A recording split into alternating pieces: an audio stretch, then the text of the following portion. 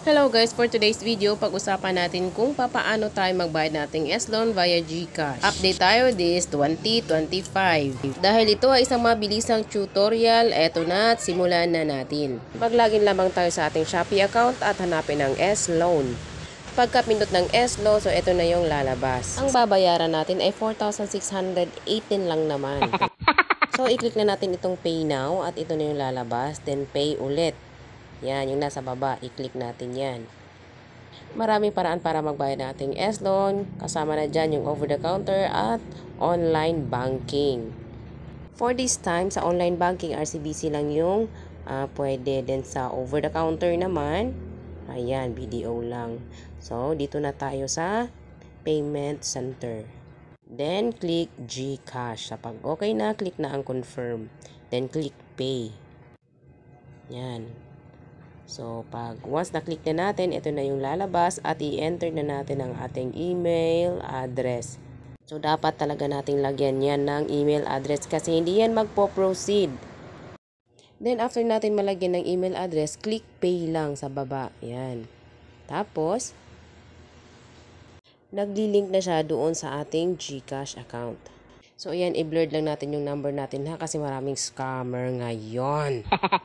Then, click next, tapos antayin yung authentication code na isi-send sa ating number. I-enter lamang ang code, and then, mag-login na. Yung 4-digit MPIN, so yan yung PIN mo sa GCash. Pag na-enter mo na yung PIN, so ito na yung lalabas. Click pay sa baba, para mag-generate na siya ng resibo. So, ayan, lumabas na yung resibo with the reference number. Nakalagay din dyan yung date kung kailan natin binayaran pati ang oras. Antay lang tayo ng ilang saglit. So, eto na siya. Payment successful. So, ayan. Ang bilis lang, diba? So, nakalagay dyan, your payment has been received. Itap lang natin yung view S-Loan para ma-check natin kung nabawasan ba yung ating loan or wala. So, ayan.